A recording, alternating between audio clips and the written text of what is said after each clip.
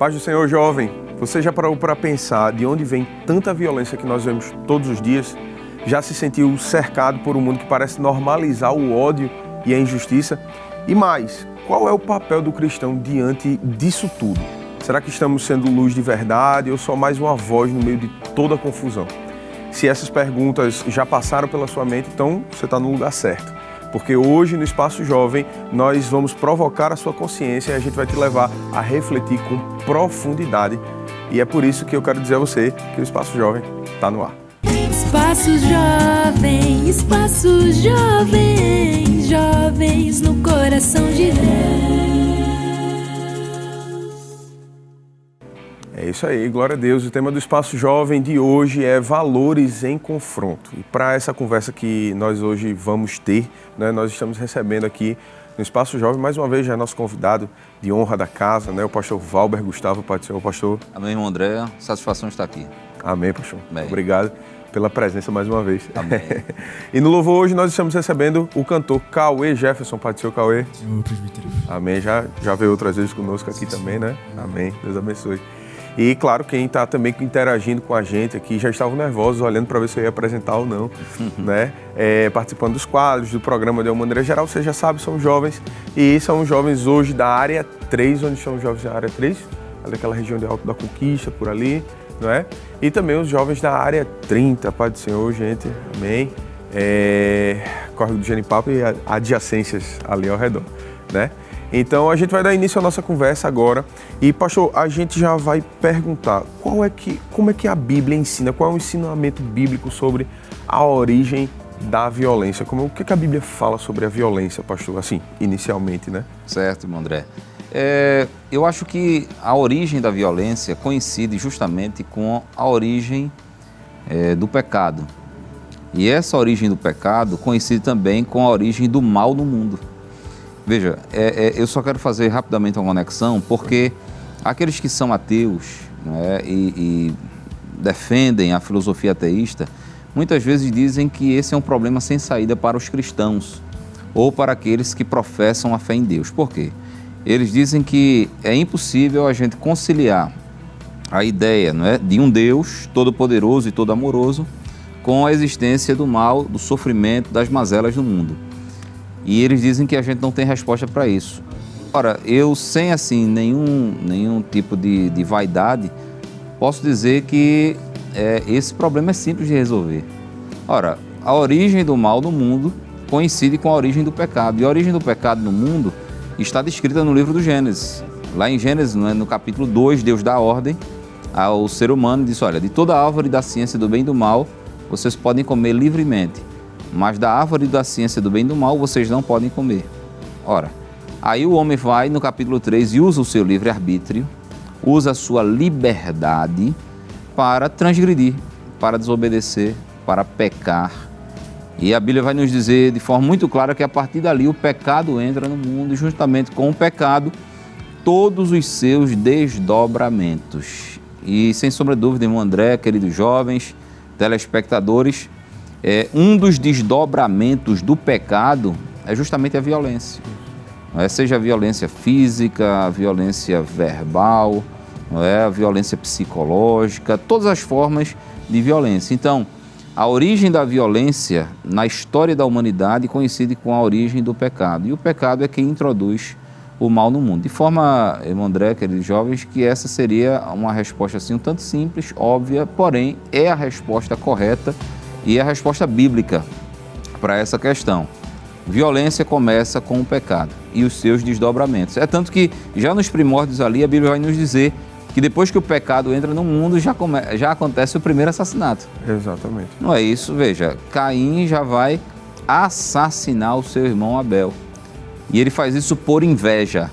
Então veja, é um sentimento perverso que surge a partir do desvirtuamento da natureza humana por causa do pecado.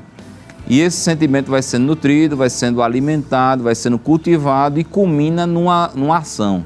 E essa ação é a ação violenta, triste, terrível, que é a ação do assassinato do seu irmão. E é claro, Deus registra esse fato e pune severamente a Caim e deixa claro que a punição para qualquer tipo de violência, principalmente uma violência extremada, né, de um assassinato, seria punido também com muito rigor.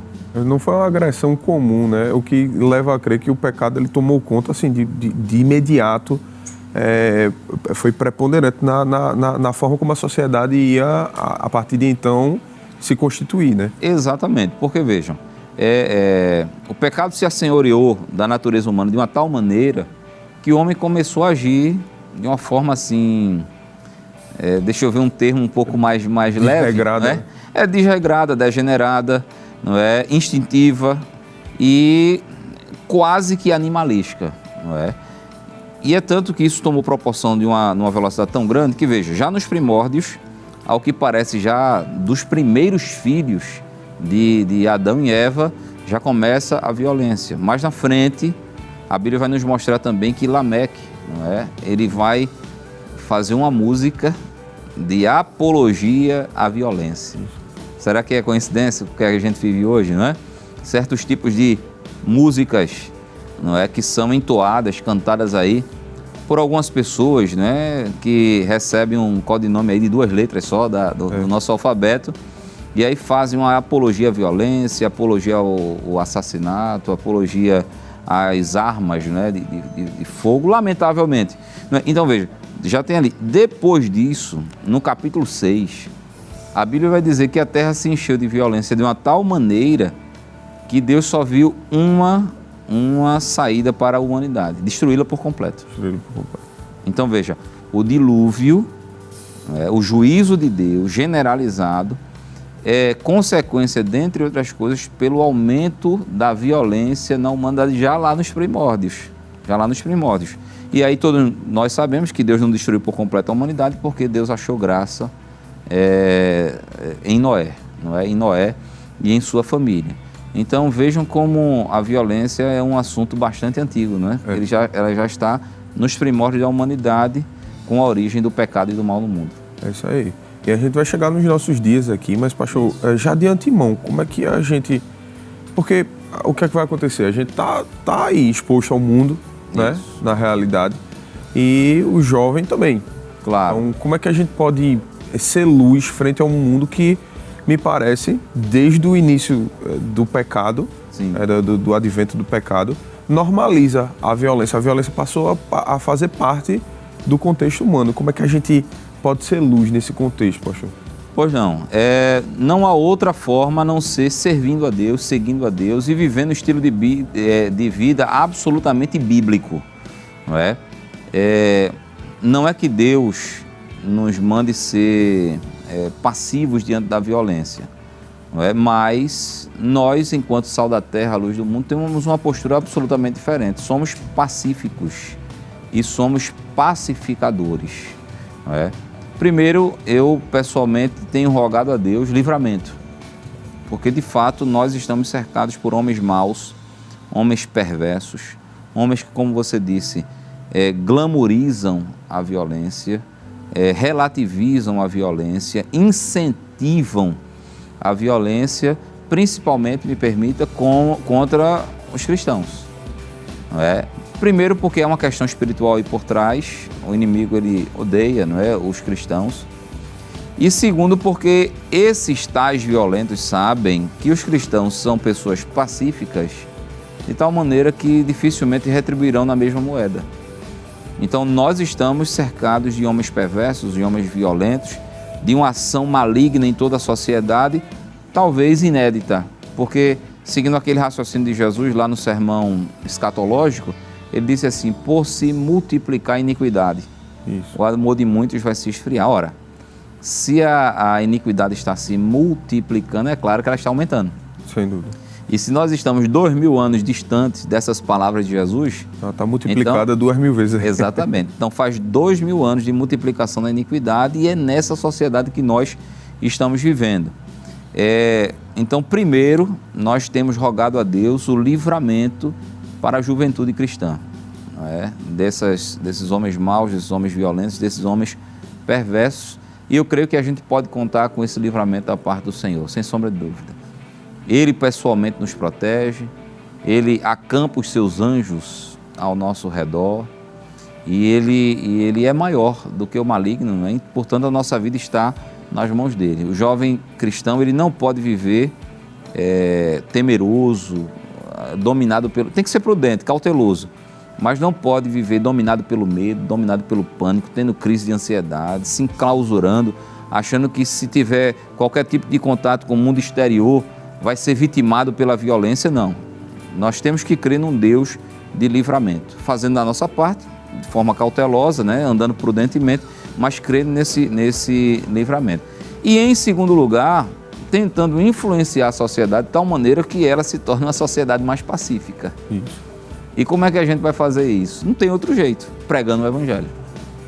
Pregando o Evangelho.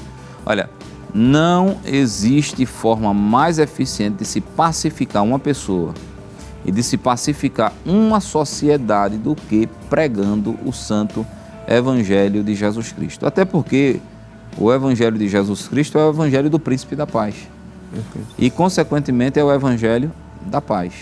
Então, é assim que a gente pode influenciar essa sociedade e torná-la menos violenta, menos hostil, menos agressiva, justamente pregando o Evangelho da paz. A gente já tem pergunta por Lauane, pastor. Lauane Campelo, na área 3. Certo. Senhor Lauane, cadê ela? Paz do Senhor, pastor. Amém. A minha pergunta é a seguinte: em que medida a omissão e o silenciamento diante da violência pode contradizer a fé cristã? Boa pergunta. Uma boa pergunta, exatamente.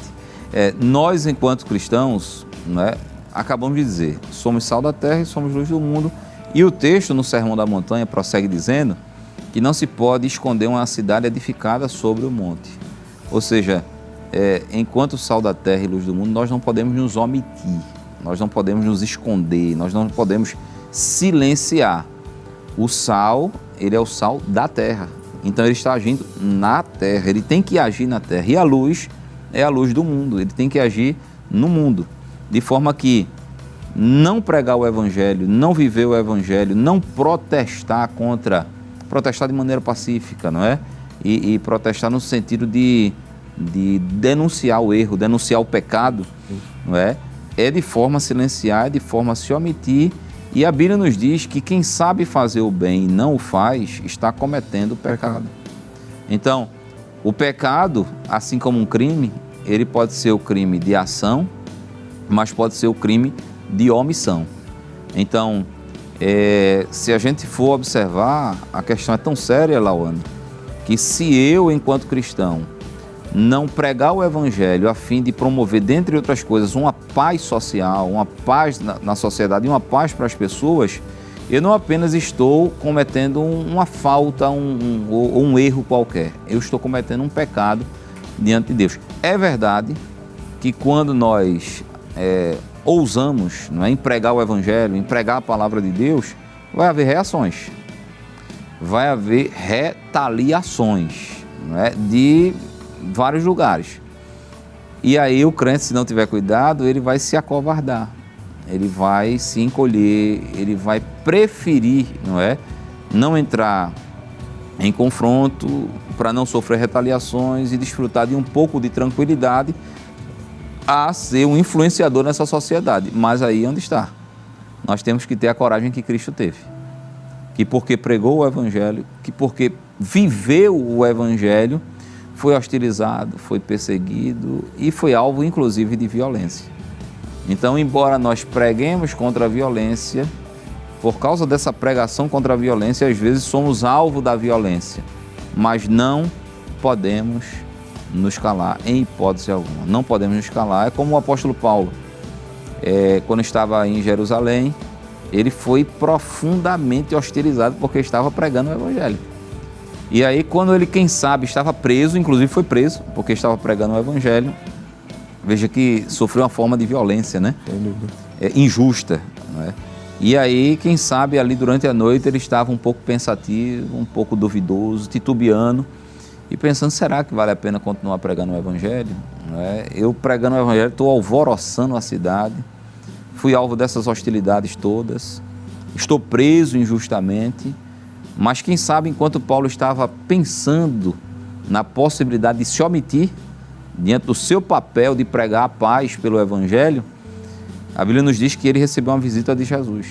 Jesus apareceu a ele e disse, não cales, né? Não te cales, mas fales a minha palavra. Fales e não te cales, porque eu ainda tenho muito povo nessa cidade. Ou seja, se você estava pensando em se calar, se você estava pensando em se omitir, se você estava pensando em parar de pregar o Evangelho da Paz, eu vim aqui para te dizer, não te cales, fales a minha palavra, porque eu ainda vou salvar muitos nessa sociedade. E a sociedade daquela época também, lamentavelmente, estava dominada pela violência, e quem trazia ainda um pouco de paz, um pouco de alento social, era justamente a Igreja de Jesus Cristo. Isso para não citar outros personagens durante a história, né? Da história do cristianismo, assim, de uma maneira geral. Você tem Martin Luther King nos Estados Unidos, Sim. No período do Holocausto, aquele horrível episódio da história da humanidade, né? Você tem alguns personagens, Dietrich Bonhoeffer, que vão lutar nesse sentido dentro da pregação do Evangelho, de alguma maneira, né? Para pacificar as coisas e tudo mais, né? São pessoas que vão atuar dessa forma de alguma... Né? Exatamente, irmão André. Porque no final das contas, vejam só, hoje, do ponto de vista social, se fala muito, não é, em pacificação, enfim. Só que o que acontece? Para que um homem violento, ele seja de fato pacificado, se torne um pacificador, só tem um jeito, que é pela pregação do Evangelho. Por quê? Porque, por exemplo, quando um desses homens vai preso, aí vai parar numa prisão, só que essas prisões hoje são chamadas também de unidades de ressocialização. Ora, a punição é pedagógica, é verdade, mas para transformar de fato o caráter daquele homem para se tornar um pacificador, somente o Evangelho, porque essa tentativa de ressocialização promovida através de um encarceramento, não que eu seja contra, pelo contrário, não é? Ela não vai atingir a alma e o espírito desse homem, não vai atingir o caráter de fato desse homem, não é? A ação policial é extremamente importante. Imagine, não é, uma sociedade nos dias de hoje, o que denuncia o quanto as pessoas são violentas, mas, por exemplo, uma sociedade sem um policiamento ostensivo, como é feito pela Polícia Militar, é uma sociedade caótica, absolutamente impensável. Tanto que quando se fala de greve desses profissionais, o caos se instala. Quando houve, em tempos atrás, exatamente, se viu o caos. Eu lembro de, pelo menos aqui no Recife, né, 2 dessas greves que foram gigantescas, né, que foi em 1997 e no ano de 2000 também. Então, a sociedade se transformou numa sociedade caótica, apocalíptica, não é? Terra arrasada mesmo. E olha que foram poucos dias, não é? Então, eu sou mais do que favorável à ação policial, ela é necessária. Porém, essa ação policial também não haverá de transformar absolutamente ninguém de dentro para fora. Ela reprime a violência e isso, em certa medida, é importante. Porém, não transforma o violento em um pacificador. Isso só quem pode fazer, de fato, é o Evangelho. E aí a gente tem inúmeros exemplos na história do cristianismo, como o senhor citou alguns, e também na Bíblia Sagrada, como, por exemplo, Saulo de Tarso, que, apesar de ser um homem intelectual, e é uma prova de que os livros, não é, as ciências deste mundo não enobrecem o caráter de ninguém. Perfeitamente. Era um homem, de certa forma, rico, muito bem posicionado na sociedade, sinal de que o dinheiro também não transforma absolutamente ninguém, não é? Enfim, e ele era um religioso, sinal de que a religiosidade mera e simplesmente também não transforma absolutamente ninguém. Por quê? Porque ele era essas 3 coisas, rico, intelectual e religioso, mas era um homem extremamente violento, extremamente violento, tanto que ele é comparado, né, como uma fera selvagem que assolava a Igreja do Senhor, mas o encontro com Cristo o tornou num homem pacífico e pacificador. Muito bem. Então, nós vamos agora ver a participação deles agora, pastor. Eles estão a fim de participar também. Ah, certo. Né? A gente vai chamar o quadro, né? Uma pequena pausazinha, e a gente vai para o quadro Quem Sou Eu? Vamos lá? Roda a vinheta.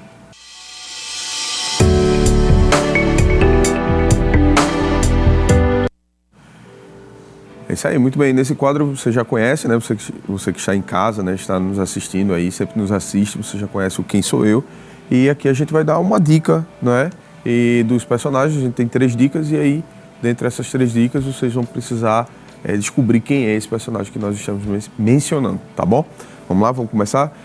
Quem começa? A área 3 ou a área 30? Aí nessa hora ninguém quer... Então vamos começar pela área 3, então, tá bom? Aqui tá pertinho de mim. Vamos lá. Personagem 1, tela aí, a tela 1 com a dica. Busquei a paz, mesmo em meio a contendas. E aí, já sabem? Já podem arriscar se quiserem, viu? Se já souberem aí e tal. Próxima dica? Vamos lá. Sou pai dos primeiros gêmeos da Bíblia. Olha aí. Agora ficou fácil. Oi?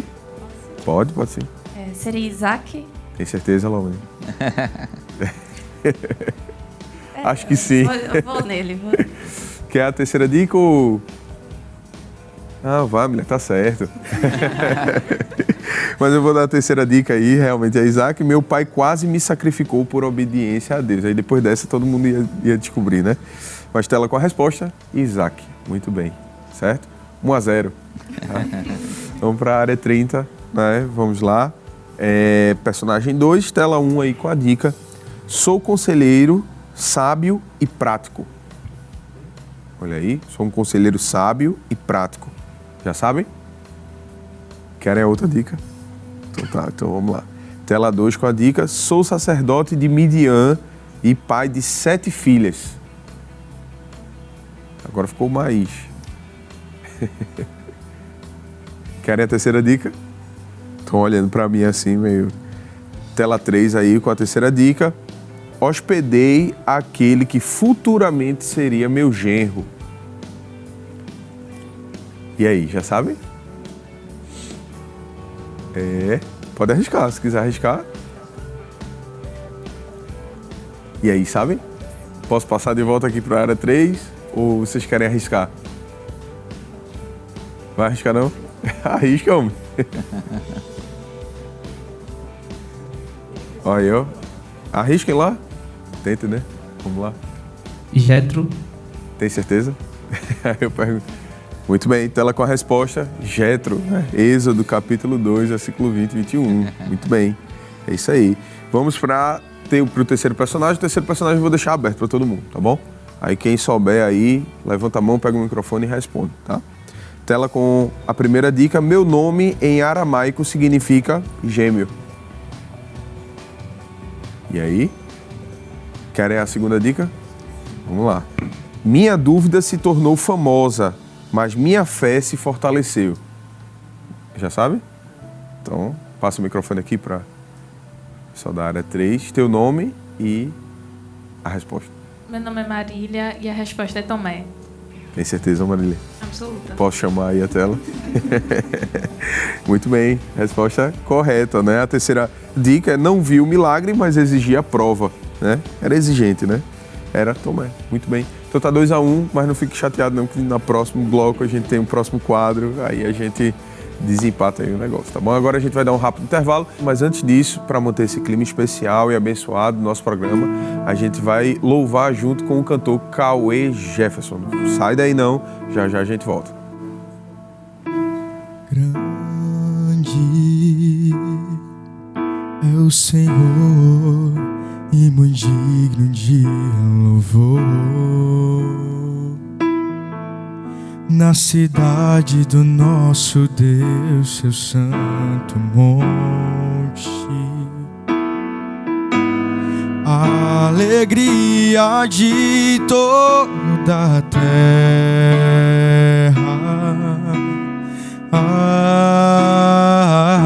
Cante. Grande é o Senhor em que nós temos a vitória e que nos ajuda contra o inimigo. Por isso diante dele nos prostramos,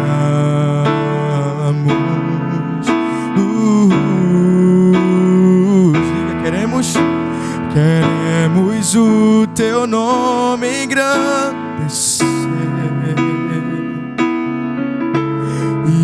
e agradecer-te por tua obra em nossas vidas. Confiamos em teu infinito amor,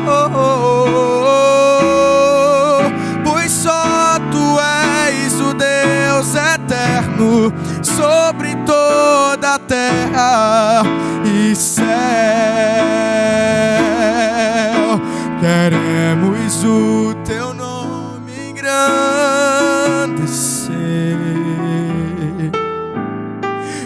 e agradecer-te por tua obra em nossas vidas. Confiamos em teu infinito amor, pois só tu és o Deus eterno sobre toda a terra e céu. Queremos o teu nome engrandecer. Espaços jovens, jovens no coração de Deus. E nós estamos de volta com o Espaço Jovem. O tema de hoje é Valores em Confronto. E hoje a gente está recebendo o pastor Valber Gustavo. Fica aí com a gente, que a conversa continua agora. Então a gente vai perguntar já. Aliás, antes de a gente perguntar, pastor, já tem pergunta da plateia. Certo. Né? A jovem Elizabeth da área 3 quer fazer uma pergunta. Participação, Elizabeth. Pai do Senhor, pastor, a minha pergunta é pecado reagir com agressividade diante a uma agressão e como o cristão pode reagir com sabedoria? Olha aí, pastor, acho que era a pergunta que estava todo mundo em casa esperando para responder. E aí, eu posso revidar, não posso? Eu acho que essa pergunta não é tão simples. Apesar dela ser simples, mas a resposta, o raciocínio que ela leva não é tão simples, não é tão simplório. Por exemplo, vou começar pela exceção, talvez a cláusula de exceção. Legítima defesa. Então, por exemplo, eu sou um pai de família e aí, de repente, um malfeitor quer atentar contra a integridade física da minha esposa, da minha filha. Eu devo ou não agir? Ora, eu acho que é mais do que justo e bíblico agir em defesa da integridade física, da vida da minha família. O próprio Jesus disse isso, não é? Ele disse que se o pai de família soubesse a que hora viria o ladrão, ele se prepararia para esse encontro. Perfeito. Não é? E certamente não seria um encontro assim pacífico, né? De conversa. Exatamente. Não é? Mas aí, veja, é uma cláusula de exceção para o cristão a questão da legítima defesa. Também, por exemplo, se o cristão é um agente de segurança pública. Não é? Eu ouvi uma vez uma frase, achei muito curiosa. Ele disse, olha, só tem uma coisa que pode parar um homem mau com uma arma na mão. É um homem bom com uma arma na mão. Não é? Nos cursos policiais fala-se sobre agressividade controlada.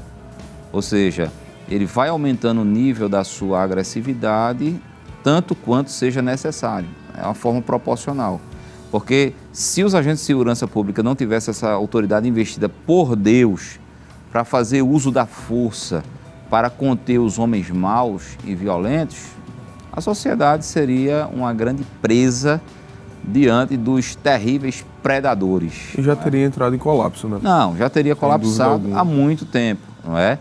Então, vejam, são cláusulas de exceção para o uso da força por parte de um cristão. Mas qual é a regra? A regra é que o cristão é um pacificador, porquanto ele foi salvo pelo príncipe da paz. Então, esse crente agora recebe a paz de Deus, que é operada na sua vida, no seu caráter, pelo Espírito Santo.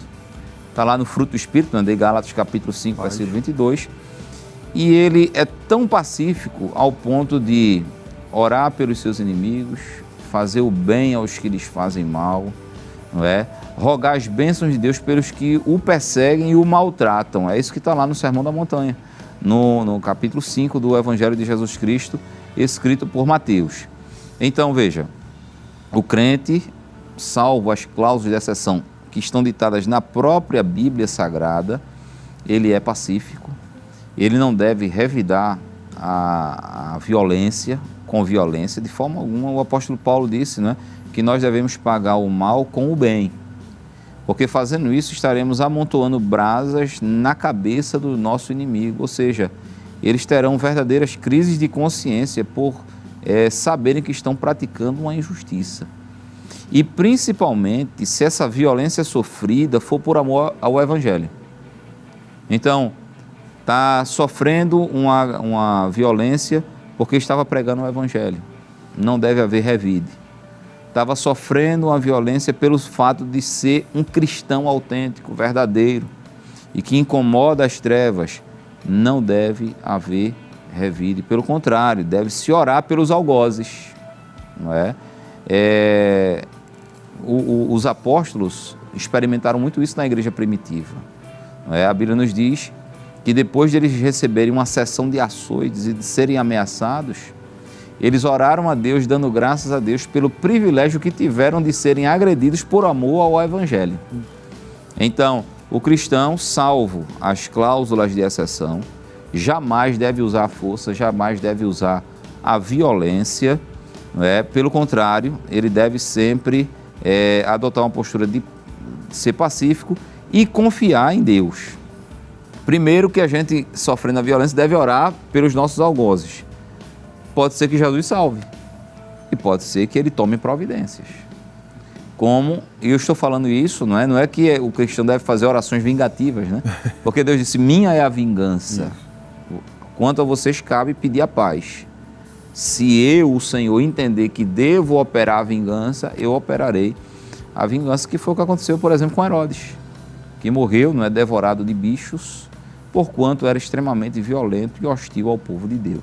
Não é? Então, a regra é não revidar, a regra é ser um pacificador, a regra é entregar ao Senhor, não é, caso se o cristão seja vítima de violência. Isso aí. Tudo bem. E a gente já tem pergunta de novo, poxa. Pois não. É o jovem Igor, de lá da área 30. Pode ser o Igor. Amém. Paz do Senhor, pastor. Amém. A minha pergunta é, como Jesus agiria em um cenário de violência? Ele agiria como ele agiu. Porque, veja, o cenário romano não deixava de ser um cenário de violência social, embora os romanos, pelo uso da força e da violência, estabeleceram uma certa paz, não é? A Pax Romana, não é? Ainda que sob repressão, né? Isso. É porque nós estamos lidando com natureza humana. Exato. Os seres humanos são maus por natureza. E eles só entendem ou a linguagem da força, não é? Ou a linguagem da conversão.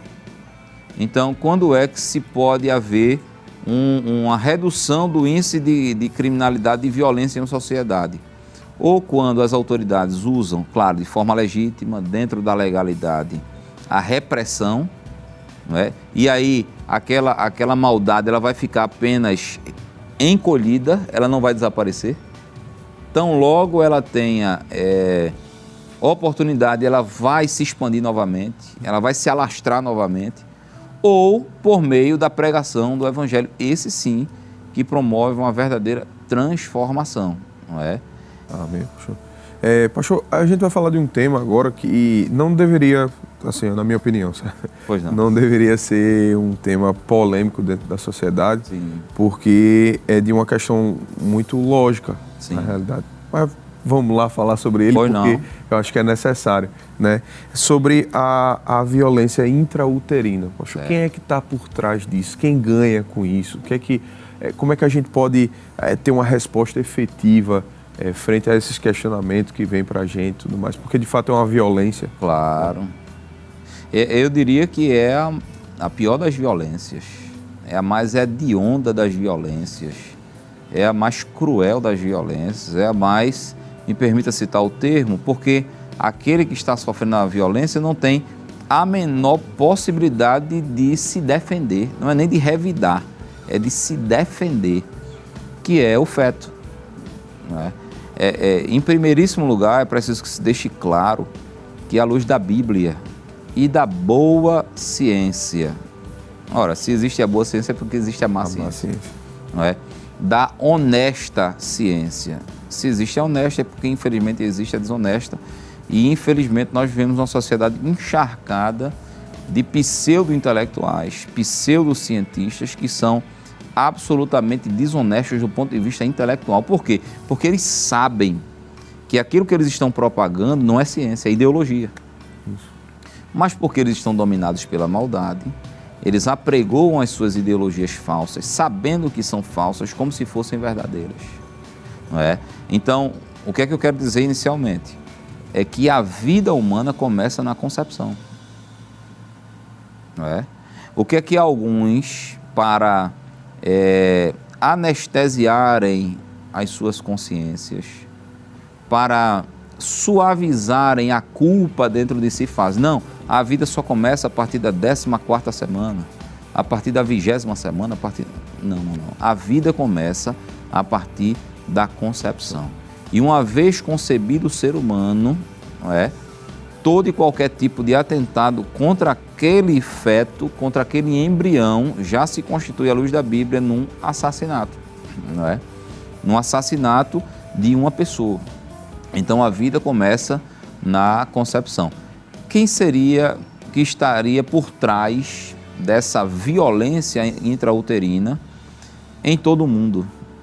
O príncipe do mundo, que é o diabo. Não é? Veja que o maligno, ele é o mentor da violência intrauterina, sem sombra de dúvida. Isso desde as páginas sagradas, quando a gente vê, por exemplo, civilizações antigas que sacrificavam crianças. Isso. Não é? E também, depois disso, não é, o próprio faraó, que tentou matar, não é, as crianças e matou, não é? Lamentavelmente, mas as parteiras hebreias, graças a Deus, conseguiram salvar vários. O próprio Herodes, que com a finalidade de assassinar o Filho de Deus, ele decretou a morte de todas as crianças de 2 anos para baixo. Então, esse infanticídio, esse atentado, seja contra crianças pequenas ou contra crianças no ventre, no útero da mulher, tem como principal mentor o próprio diabo.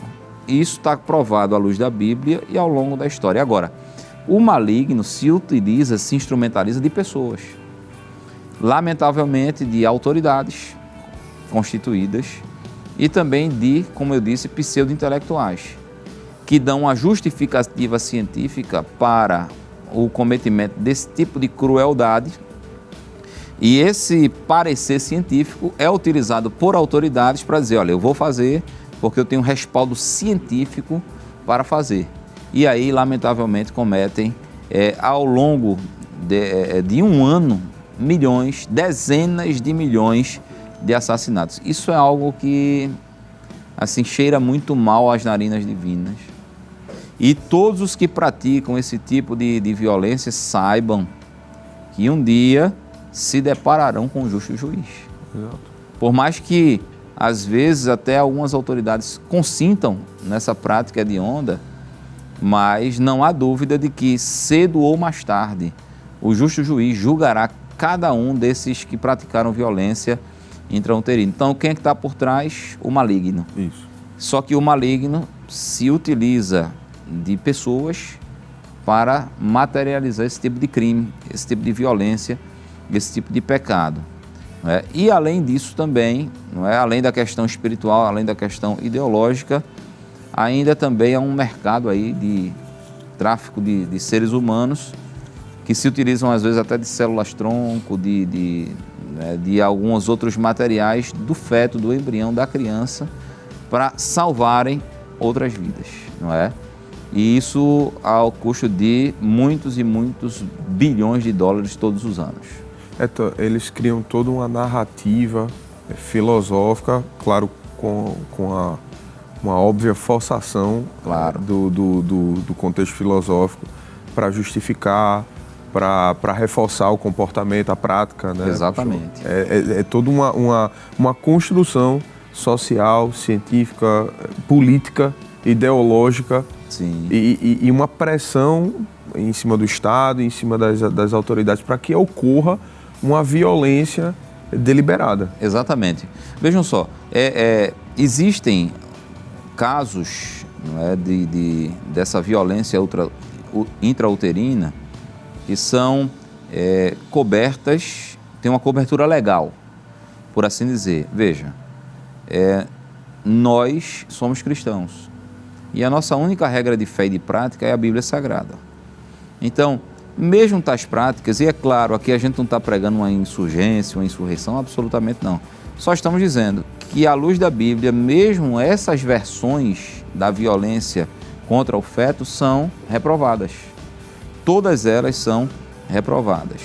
Né? Eu vi uma vez uma reportagem que estava entrevistando uma médica obstetra. E essa médica já havia feito alguns milhares e milhares de partos. Inclusive partos de mulheres que tinham sido vítimas de violência. E aí, o que foi que aconteceu? Essa médica, à época, ela tinha um psicólogo amigo, não é? E ela dizia o seguinte, quando uma dessas pessoas chegava para abortar alegando violência, ela dizia, olha, tudo bem, eu vou cumprir a lei, porém, eu queria que antes você tivesse uma conversa de conscientização com esse psicólogo.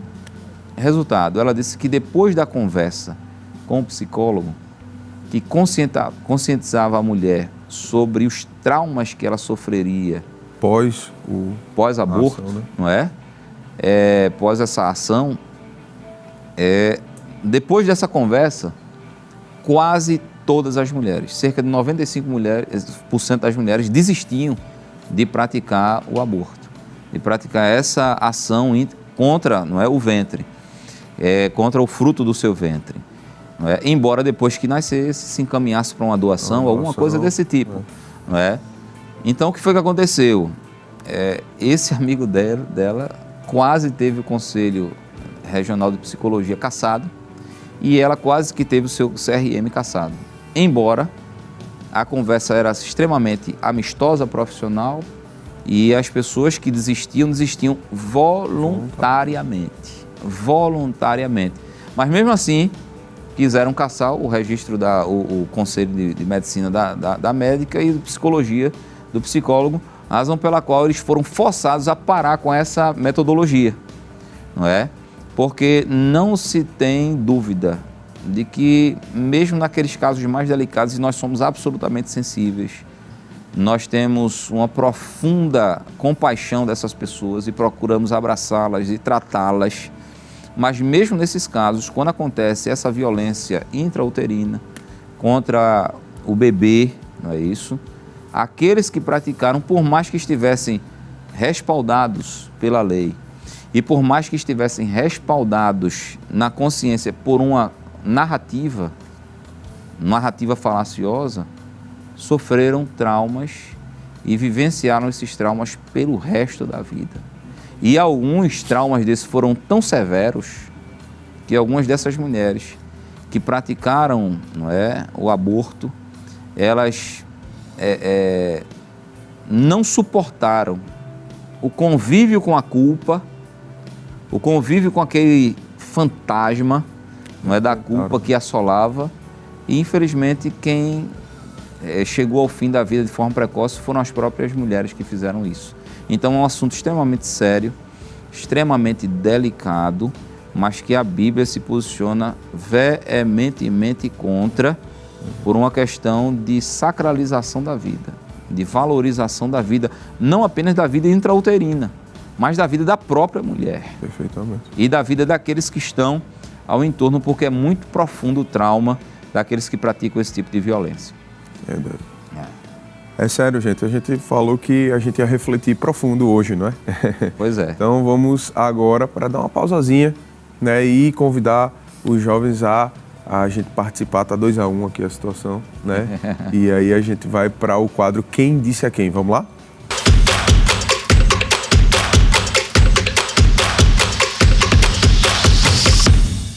Esse aí, o Quem Disse a Quem você já conhece, né? A gente vai citar as características, né, de um personagem, ou aliás, uma frase de um personagem, e aí vocês vão ter que dizer quem foi que falou essa frase e a quem foi falada essa frase. Beleza? Vamos lá? Então, tá 2-1, deixa eu ver, vou começar com a área 30, né? Tela com versículo, Quem Disse a Quem? Se intentarmos falar-te, enfadar-te-ás, mas quem poderá conter as palavras? Eis que ensinaste a muitos e esforçaste as mãos fracas. As tuas palavras levantaram os que tropeçavam, e os joelhos desfalecentes fortificaste. Olha aí.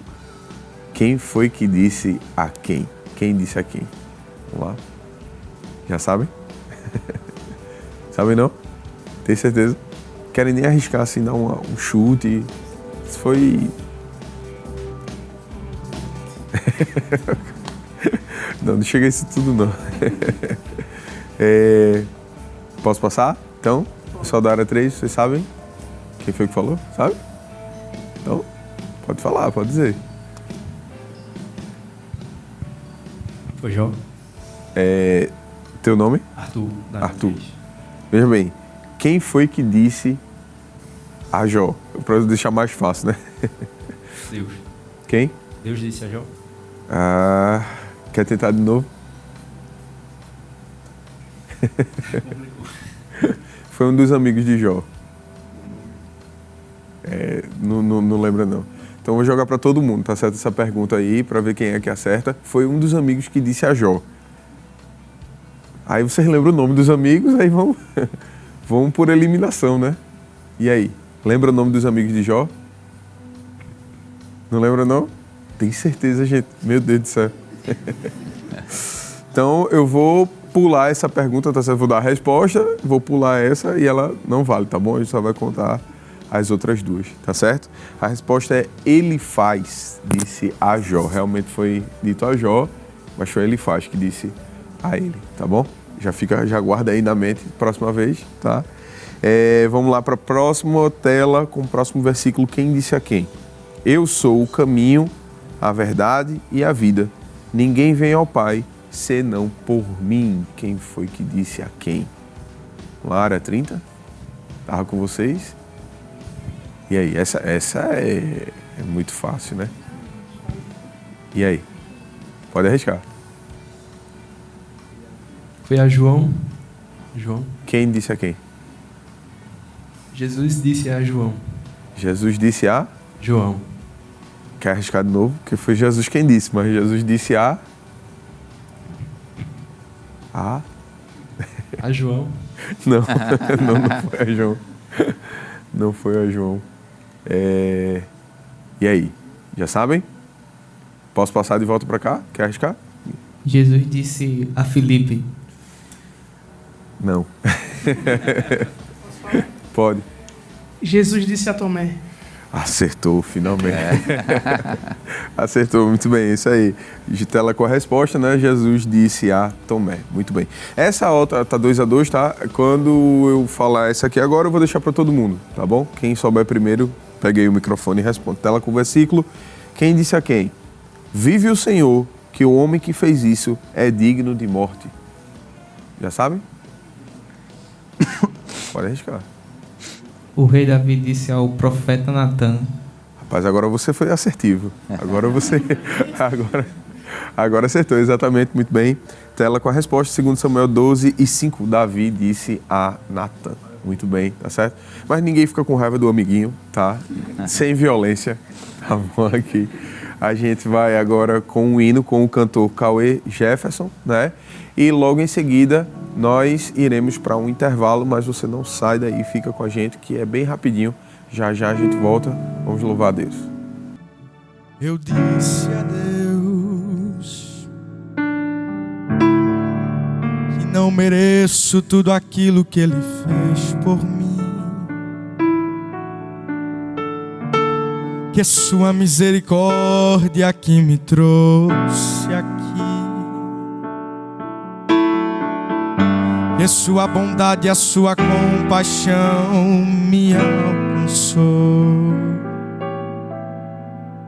Eu disse a Deus, você pode fazer essa oração? Sou falho e imperfeito e às vezes eu erro demais. Eu sou limitado, tão pequeno e até incapaz de conseguir te agradar de todo o coração. Eu disse a Deus que o meu maior desejo era sempre cumprir o seu querer. E por mais que eu me esforce, muitas vezes não consigo nele obedecer. Eu disse a ele com sinceridade: abra mão de mim. A resposta de Deus para você é assim: mas Deus me disse: o meu poder se aperfeiçoa nas fraquezas. Em meio às tuas fragilidades irás sentir a minha grandeza. Quando tu pensas que chegou o teu fim, Deus tem solução. Solução, Ele te renova, pois pagou um alto preço pela tua vida. Ele fez um grande investimento, não pode perder. Aleluia. Eu vou perdoando os teus defeitos, as minhas falhas, Senhor. Vou perdoando as tuas falhas, vou perdoando as tuas fraquezas, pois eu quero usar você. Eu vou usar você, capacitar você. Eu vou te dar unção, eu vou te renovar, depois vou te encher. Através da tua vida eu vou fazer milagre. Vai fazendo a minha vontade, adorando o meu nome, pois mesmo você sendo falho, Jesus te ama. Ele te ama. Se não fosse o meu amor, Ele te faz essas perguntas: aonde você estaria? Se não fosse o meu amor, você não estava aqui. Se não fosse a minha mão pra te proteger, pra te defender, com certeza você não sobreviveria. Escute, quando você pensa em parar, eu te renovo. E se um dia você vier a fracassar, Ele te levanta. Ele te diz: eu sou teu amigo, o teu ajudador. Nessa noite descansa e espera, pois eu sou o seu Senhor. Para encerrar, eu cuido de você, trabalho por você, eu defendo você. Espaço Jovem, jovens no coração de Deus. Muito bem, o Espaço Jovem já está de volta e nós já estamos no nosso último bloco, né? Eu digo a vocês que eles ficam chateados, né, quando está acabando o programa. Mas fica aí com a gente, que a conversa ainda não terminou. A gente ainda tem muito para aprender hoje, né, com o tema da gente, né? E com o nosso convidado, que é o pastor Valber Gustavo. E dando já continuidade à nossa conversa, pastor, a gente já vai de pergunta pela plateia, né? Pelo jovem Idecásio Miranda, da área 3. Partiu, Idecásio? Pastor, pastor. Amém. A minha pergunta é: como um jovem cristão, ao presenciar uma violência moral no trabalho, como devemos reagir? Certo.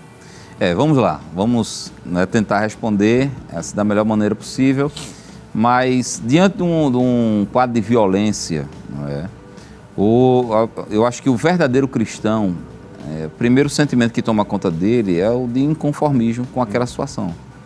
Não é? Nós não podemos, em hipótese alguma, nos conformarmos com a violência.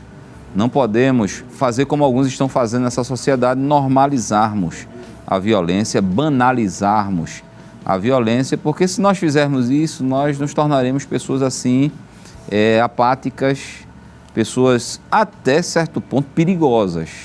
Porque quem não reage diante da violência, quem não se conforma diante da violência, quem não se indigna diante da violência é alguém que está com algum problema interno, não é?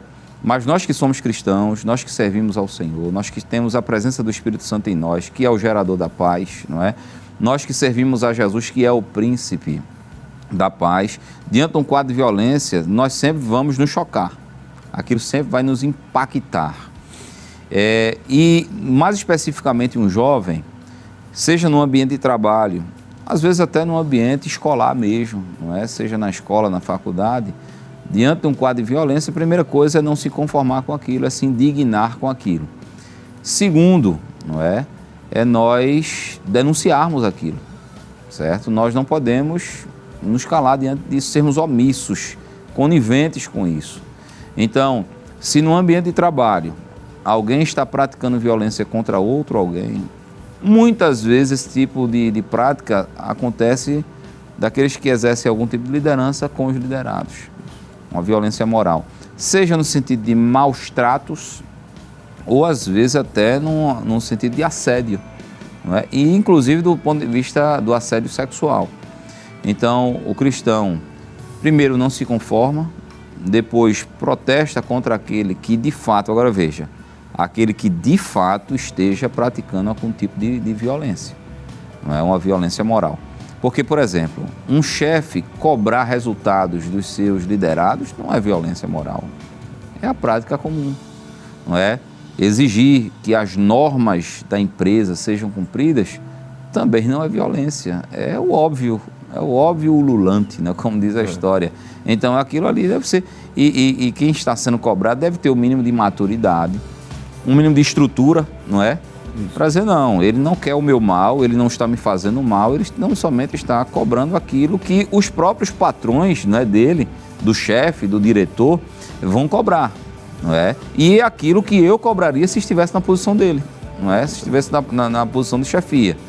Agora, se cruza essa linha da cobrança, da exigência e parte para a humilhação, não é? Parte para a injúria, parte para, às vezes, até maus tratos físicos, literalmente falando. Então, eu não me conformo, eu protesto contra isso e eu vou denunciar aquilo às autoridades competentes, para que as medidas cabíveis sejam tomadas, mas em momento algum eu posso deixar que isso se torne uma prática banal, uma prática comum, uma prática relativa na minha mente, no meu caráter. Então, eu não me conformo, eu protesto e eu denuncio aquela forma de violência para que aquela pessoa cesse com aquele tipo de prática e receba, não é, a devida recompensa pelo seu ato. Isso, inclusive, na forma da lei, não é? Então, o jovem ele deve adotar esse tipo de postura. Agora, como disse, fazendo-se essa ressalva de que ele tenha maturidade suficiente. Infelizmente, a gente vive numa sociedade em que muitos jovens são ultrassensíveis. É o outro lado da... É o outro lado da moeda, é o outro lado da história, não é? Que se alguém elevar um pouquinho o tom de voz, não é, para com ele, para com ela, então... Ou fizer qualquer espécie de cobrança. Exatamente. Dentro da própria obrigação da pessoa, inclusive, né? Exatamente. Então, aí já começa, né? Tem crise de choro, passa a ter crise de ansiedades e vai querer denunciar, vai querer... Não é assim. Mas se realmente ultrapassou os limites normais e naturais do exercício da função no ambiente de trabalho, então aí a gente se inconforma, se indigna, porque é o que Deus faz e a gente compartilha dos sentimentos de Deus, uma vez que temos comunhão com Deus. Nós protestamos contra aquela pessoa, repreendemos aquela pessoa e dizemos, olha, isso não está certo, isso não está certo. E, por fim, a gente denuncia, não havendo arrependimento, não havendo mudança de postura por parte daquele que está praticando a violência, então nós denunciamos aquela pessoa para que aquela pessoa responda na forma da lei em relação àquele tipo de violência praticada. Perfeitamente. E, pastor, além disso, né, a gente tem uma espécie de... São diversas formas de violência que existem dentro da sociedade, foram formando durante a história. Essa é uma delas, enfim. Mas tem uma que eu acho que a gente poderia citar aqui no programa, não seria possível falar o programa sobre violência sem citar ela. Sim. Né, que é a violência contra os cristãos. Exato. Né? Tem cristãos que agora, nesse momento, enquanto a gente está fazendo o programa aqui, que estão sendo violentados, que estão sendo perseguidos, que estão sendo mortos, Sim. até inclusive, e que soe até como tom de denúncia. Isso daqui através do programa, através da Rede Brasil de Comunicação, que existem sim pessoas que estão sendo violentadas por sua fé e por serem cristãos, especificamente por serem cristãos, né, no mundo agora, nesse momento. Sim. E por que existe isso, pastor? E como lidar com isso? Veja só, eu disse, eu acho que foi no primeiro bloco, que o mentor da violência global é o diabo, não é? Nele, lamentavelmente, está a origem de tudo quanto é ruim. Todas as coisas malignas têm a sua origem no próprio maligno, no próprio diabo, porquanto ele foi o primeiro a ser maligno, não é? Porque ele ainda nas regiões celestiais se rebelou contra Deus, pecou contra o Senhor. E tendo ele pecado, recebeu inicialmente a punição desse pecado, a destituição, não é, do seu principado.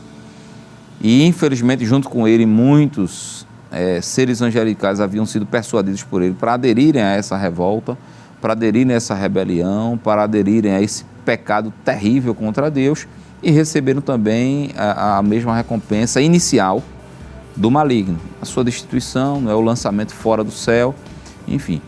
Há uma sentença definitiva decretada contra ele, impetrada contra ele. Porém, essa sentença ainda não se consumou. Ela vai se consumar na consumação dos séculos, que é no juízo final. Ali sim ele estará definitivamente condenado e sem nenhum poder mais de agir sobre nenhum ser, nenhuma outra pessoa. Até lá, ele está agindo na sociedade e ele, sem sombra de dúvida, é o mentor da violência global, não é? E é claro que esse mentor da violência global, que é o diabo, ele tem alvos preferenciais. E quem são os alvos preferenciais? São os cristãos. Porque os cristãos são aqueles que mais dão prejuízo ao reino das trevas. Isso. Porque na exata medida em que os cristãos estão pregando o evangelho e ganhando almas para Jesus, estão tirando das garras do maligno aqueles que lhes fariam companhia eternamente no lago de fogo e enxofre. E ele é tão maligno que mesmo já estando irremediavelmente condenado, ele não quer ir sozinho. Ele quer levar o máximo de pessoas possível com ele para que sofram juntamente com ele eternamente lá no inferno, no lago de fogo e enxofre. E quem é que faz esse trabalho para arrancar das garras do maligno essas pessoas? Os cristãos. Não é? Então, o simples fato do cristão ser cristão e o simples fato do cristão pregar a fé cristã desencadeia no maligno uma ira imensurável. E é claro, não apenas nele, mas no seu séquito, no seu exército maligno. E aí é claro que os cristãos serão o seu alvo preferencial, até porque os cristãos são seguidores de Cristo. E foi Cristo que na cruz do Calvário, não é, dando o brado lá da vitória, dizendo que estava consumado, e estava consumada não apenas a nossa salvação, mas estava consumada a condenação de todos aqueles que rejeitassem a Cristo como Salvador. Não é? Inclusive, é claro, estava consumada a sentença, não é, de condenação eterna do maligno. Então, o maligno tem um ódio profundo, um ódio visceral contra a pessoa de Cristo e contra todos aqueles que seguem a Cristo.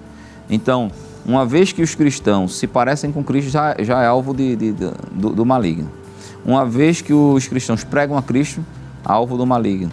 Uma vez que os cristãos foram resgatados por Cristo, alvo do maligno. Não é? Então, só que, como disse, existem as batalhas espirituais em que o maligno pessoalmente e os seres angelicais caídos, os espíritos malignos, combatem contra o crente, literalmente, não é, no reino das trevas, porque a batalha é espiritual, mas ele também se instrumentaliza, daqueles que têm poder para perseguir os cristãos. Lamentavelmente, algumas autoridades constituídas. De forma que o cristão hoje, ele está sendo alvo de uma profunda perseguição em todo. Sempre foi, não é? Sempre foi. Desde os dias de Cristo, desde a igreja primitiva, passando pelos primeiros séculos, chegando até os dias de hoje. E hoje, apesar de muitas vezes a gente falar sobre o livro de Atos dos Apóstolos, a igreja primitiva, sobre os primeiros séculos de perseguição da igreja, e a gente fala sobre o Coliseu, a gente fala sobre o cristão sendo arrastado pelas feras, cristãos sendo jogados em caldeirões de azeite fervendo, cristãos sendo cerrados ao meio, cristãos sendo chicoteados, e a gente fica, não é, pensando que aquilo é uma realidade distante, mas nos dias de hoje, do ponto de vista numérico, por incrível que possa parecer, mais cristãos estão sendo presos do que no tempo da igreja primitiva, mais cristãos estão sendo torturados e mortos do que nos tempos da igreja primitiva. Por quê? Qual a razão disso? Pelo simples fato de serem cristãos, pelo simples fato de pregarem a fé cristã. Isso está acontecendo em todo o mundo. Perseguição física mesmo, literalmente falando. Mas aí também tem outros tipos de perseguição que os jovens sabem muito bem, irmão André. Não é porque eles vivenciam isso no ambiente escolar. Perseguição ideológica. Né? Pois é, não é? Por quê? Porque quando um jovem está no ambiente escolar, seja no ensino fundamental, médio, no ensino superior, aí está lá, o professor vem e fala sobre a teoria da evolução. Ora, pelo próprio rótulo, teoria da evolução, já está dizendo que é uma teoria, não é uma certeza absoluta. Só que eles pregam o evolucionismo como sendo uma verdade absoluta. Isso é uma desonestidade intelectual. Perfeitamente. Me permita, e eu sei que isso pode gerar os mais diversos tipos de reações, mas aí a gente vai fazer o quê? Ossos do ofício. Ossos do ofício. Então, o evolucionismo certamente é uma das maiores falácias científicas da história recente da humanidade. O evolucionismo é uma religião, não tem nada de ciência ali.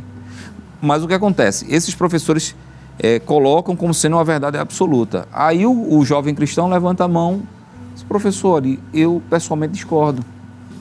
Porque à luz do que eu creio, por meio das Sagradas Escrituras, e à luz da boa ciência, porque já há uma comunidade criacionista mundial, com cientistas com um currículo vastíssimo, né? E que às vezes nem professam necessariamente a fé cristã. Pois é, só bastam ser intelectualmente honestos. Só isso. Não é?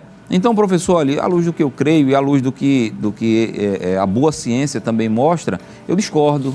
Eu acho que o evolucionismo é uma falácia. Não tem base científica. Pronto. É o suficiente para esse jovem receber uma marca ali daquele professor e ser perseguido até o fim do semestre, até o fim do período, até o fim da sua carreira escolar ou acadêmica. Não é? Basta, por exemplo... e veja, isso já é outro tipo de perseguição, não é? Perseguição ideológica, perseguição intelectual. Um jovem cristão afirmar a sua fé, sem nenhum tipo de discriminação, sem nenhum tipo de incentivo a alguma violência contra essas pessoas, de forma alguma.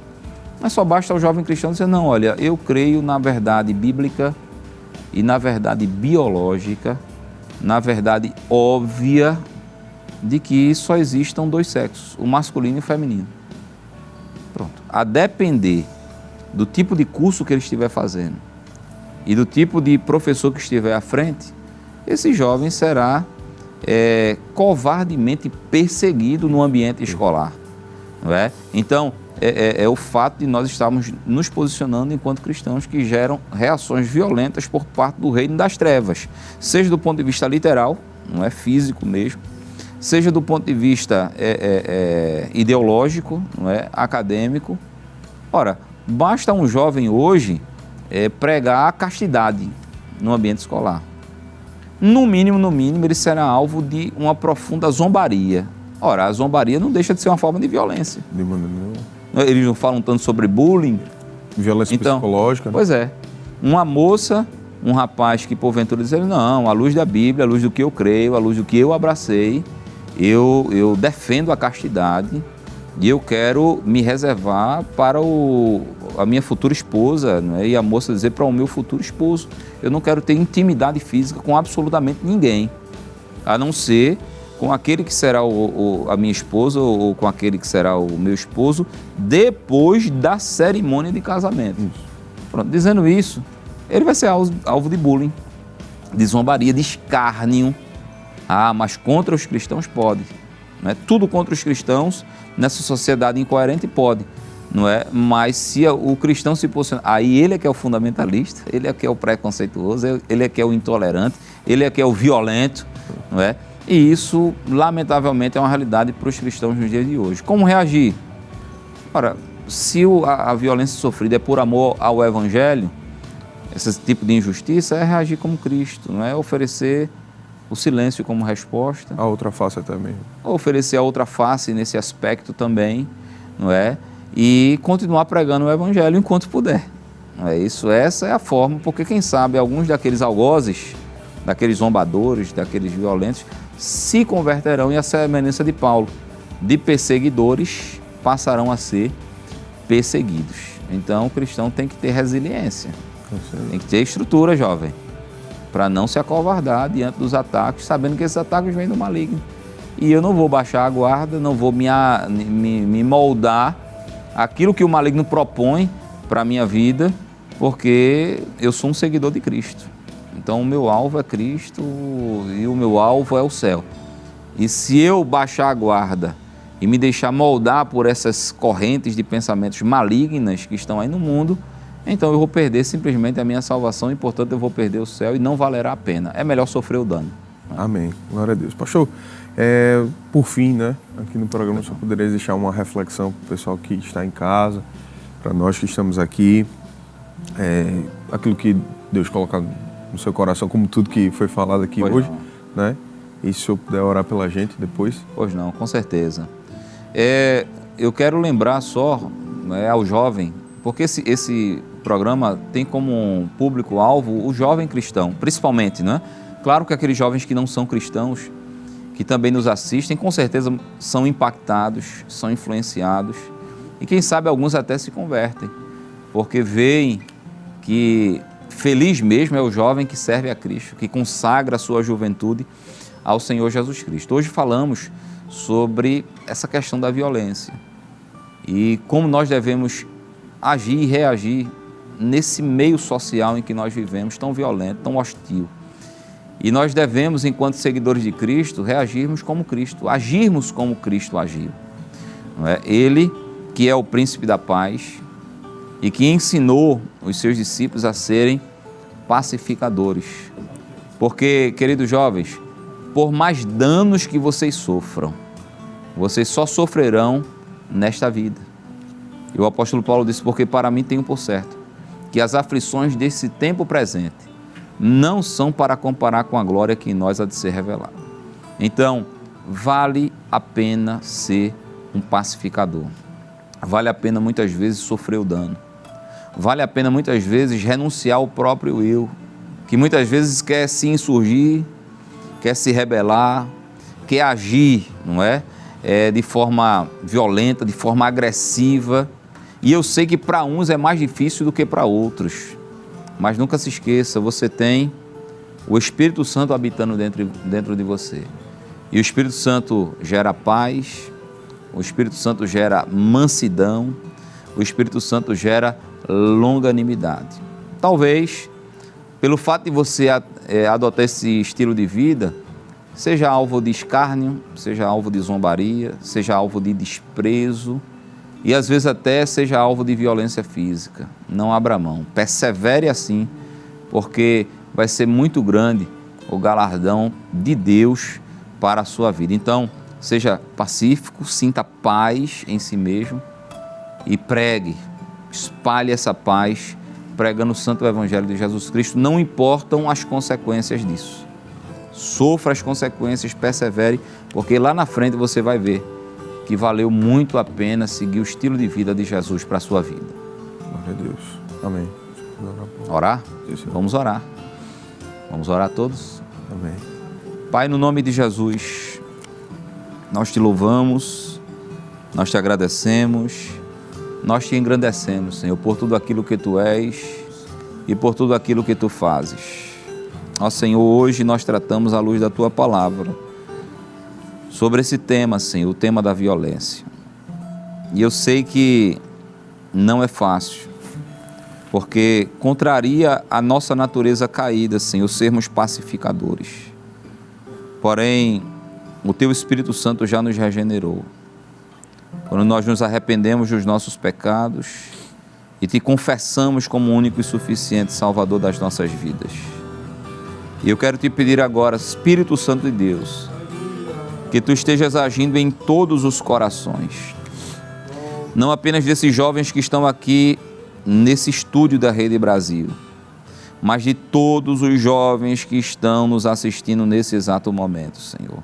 Inclusive daqueles que talvez, Senhor, até por um histórico de vida, são pessoas agressivas, são pessoas ariscas, são pessoas de palavras duras. Ó Espírito Santo, opera a longanimidade neles, para que a cada dia que se passa eles se pareçam mais com Jesus de Nazaré, que sejam identificados como verdadeiros cristãos e que mesmo sofrendo o dano, Senhor, eles possam perseverar na mansidão, na pacificação, porque um dia eles receberão de Ti, das Tuas próprias mãos, Jesus, um galardão nos céus. Opera a paz nos corações e repreende a violência em nome de Jesus. Amém e amém. Amém, glória a Deus, é isso aí. E nós queremos agradecer a você que esteve nos assistindo. Deus te abençoe em nome de Jesus, né? Muito obrigado pela companhia de sempre, né? Aqui no Espaço Jovem. Nós queremos agradecer também aos jovens da área 3, amém? Amém. E aos jovens da área 30, amém também? Amém. Amém. Deus abençoe. Alegres, felizes, tranquilo, tudo certo? Sem chateação, tá certo? Mas Deus abençoe em nome de Jesus. Muito obrigado pela presença de vocês, tá certo? Nós queremos agradecer também ao pastor Valber Gustavo, mais uma vez esteve conosco aqui, né, nesse programa. Deus abençoe, pastor, muito obrigado. Amém, irmão André. É uma alegria estar aqui com o senhor, com os jovens também, tanto da área 3 como da área 30, não é? Sim. É bom estar entre jovens, porque a gente se sente um pouquinho mais jovem também, né? E o jovem Cauê também, né? Deus abençoe a todos em nome de Jesus. Amém, pastor. Muito obrigado. Também agradecer ao cantor Cauê Jefferson. E aí vai o agradecimento e ele já emenda louvando ao nome do Senhor Jesus. Amém? Amém. Muito obrigado pela oportunidade. Ao pastor Valber, Deus abençoe. E aos jovens, que Deus continue abençoando a todos. Amém? Vamos louvar que Jesus é fiel. Quantos creem que Ele é fiel? Levanta a mão assim para adorar a Ele. Vamos adorar a Jesus. Amém? Te amo, Deus, Tua graça nunca falha, todos os dias, todos em Tuas mãos, até eu me deitar, eu cantarei.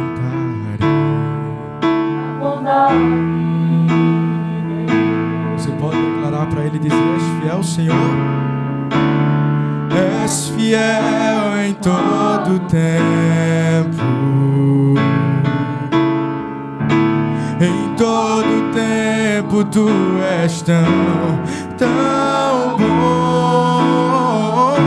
Com todo fôlego que tenho, eu cantarei da bondade de Deus. És fiel, Senhor. És fiel em todo tempo. Cante. Em todo tempo Tu és tão bom.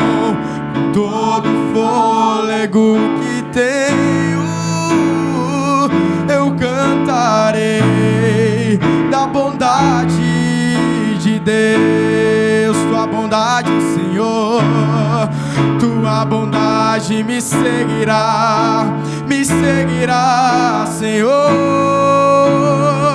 Tua bondade me seguirá, Senhor. Eu me rendo a Ti, te dou o meu ser, entrego tudo a Ti. Tua bondade me seguirá, Senhor. tua bondade me seguirá, Senhor. És fiel em todo tempo. Em todo tempo tu és tão bom. Com todo o fôlego que eu tenho, eu cantarei da bondade de Deus. Vamos cantar mais uma vez, diga.